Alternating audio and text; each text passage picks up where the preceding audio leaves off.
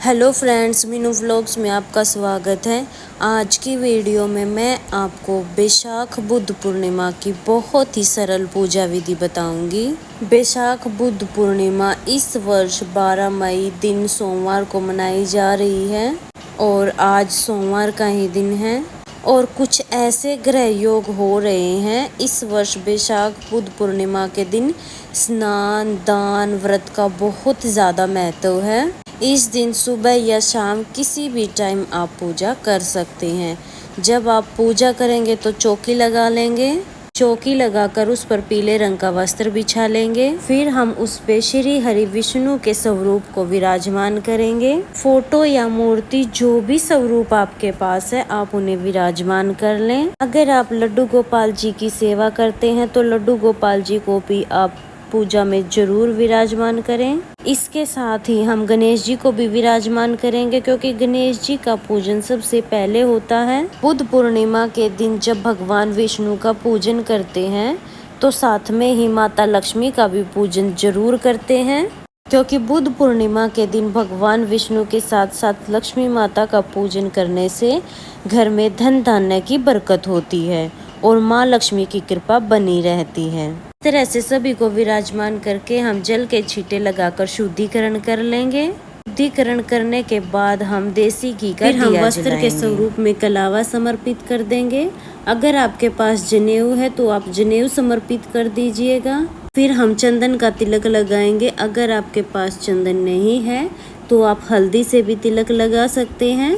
पीले रंग का पूर्णिमा के दिन बहुत महत्व होता है तो हल्दी या चंदन का तिलक आप जरूर लगाइएगा। इसके बाद हम रोली समर्पित करेंगे। फिर हम फूल समर्पित करेंगे। अगर आपके पास फूल नहीं है तो बगैर फूल के भी आप पूजा कर सकते हैं। अब हम भोग समर्पित करेंगे। तो पूर्णिमा के दिन सफेद चीजों का भोग समर्पित करना बहुत शुभ माना जाता है। तो आप कोई भी मिठाई ले सकते हैं या खीर बना सकते हैं। कुछ ना मिले तो आप चीनी या बतासे भी समर्पित कर सकते हैं। साथ में जो भी ऋतु फल हो आप वो ऋतु फल समर्पित कर सकते हैं। पूजा में रही कमियों को पूरा करने के लिए दक्षिणा जरूर समर्पित कर दीजिएगा। उसके साथ ही पूर्णिमा के दिन हो सके तो आप तिल जरूर समर्पित कीजिएगा। सफेद रंग के आप तिल समर्पित कर सकते हैं। सफेद रंग के तिल समर्पित करने के बाद अब हम जल समर्पित करेंगे, क्योंकि जल के बिना कोई भी भोग पूर्ण नहीं माना जाता है।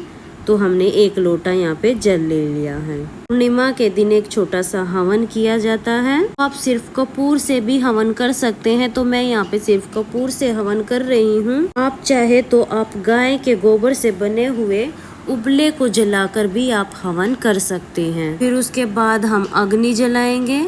जिस पात्र में हम हवन करते हैं उस पात्र का भी हमें पूजन करना होता है। इसके बाद हम उसको तिलक करते हैं, अक्षत समर्पित करते हैं और फिर हम पहले घी की 2 आहुतियाँ समर्पित करते हैं। गौरी गणेश के नाम से आहुति समर्पित करनी होती है। अगर आप गाय के उबले से हवन कर रहे हैं तो हवन की सामग्री हमें लेनी होती है और विष्णु के नाम की 5 आहुति समर्पित करनी होती है। ओम नमो भगवते वासुदेवाय नमः का जाप करते हुए आप भगवान विष्णु माता लक्ष्मी के नाम की 5 आहुति समर्पित कर सकते हैं और अपने गांव स्थान कुल देवता के नाम से भी आप आहुति समर्पित कर सकते हैं। तो यह आहुति हमें जरूर समर्पित करनी होती है। और हमने यहाँ पे सिंपल पूजा की है तो हमने यहाँ पे कपूर से हवन किया है। आप चाहे तो आप हवन को कितना भी बढ़ा सकते हैं। आहुति समर्पित करने के बाद जो भी आपने मीठे का भोग चढ़ाया होता है, जो भी आपने जैसे खीर चढ़ाई होती है या बताशे चढ़ाया होता है या कोई भी मिठाई चढ़ाई होती है तो उसका भोग भी हवन सामग्री में समर्पित करना होता है, क्योंकि जब भी हम अग्नि में भोग समर्पित करते हैं वह भोग सीधे देवी देवताओं को मिलता है। तो इस तरह से जो है हवन पूर्ण हो जाता है। इसके बाद हाथ जोड़ लेंगे और फिर हम कथा सुन लेंगे। कथा सुनने के लिए हम अपने सीधे हाथ में थोड़े से चावल के दाने ले लेंगे। फिर हम बुद्ध पूर्णिमा की व्रत कथा सुनेंगे। व्रत कथा का वीडियो आपको मेरे चैनल पर मिल जाएगा, आप वहाँ से सुन लेना, या अगर आपके पास व्रत कथा की पुस्तक है तो आप वहाँ से भी व्रत कथा सुन सकते हैं। कथा सुनने के बाद हाथ में जो चावल थे वो हम जल के लोटे में डाल देंगे और उसके बाद हम आरती करेंगे। तो बहुत ही प्रेम पूर्वक हम गणेश जी की आरती करेंगे, फिर हम विष्णु भगवान की आरती करेंगे, इसके बाद हम लक्ष्मी माता की आरती करेंगे। तो बहुत ही प्रेम पूर्वक आरती करने के बाद हम हाथ जोड़कर पूजा में रही कमियों के लिए क्षमा याचना करेंगे और अपनी मनोकामना पूर्ण करने के लिए श्री हरि विष्णु से प्रार्थना करेंगे। फ्रेंड्स, हमें याद रखना है कि गणेश जी भगवान के भोग में तुलसी नहीं डाली जाती है, तो गणेश जी भगवान को अलग से भोग लगाया जाता है और विष्णु भगवान के भोग में तुलसी जरूर डाली जाती है। बिना भोग के विष्णु भगवान भोग स्वीकार नहीं करते हैं। इस तरह से हमारी पूजा पूर्ण हो जाएगी।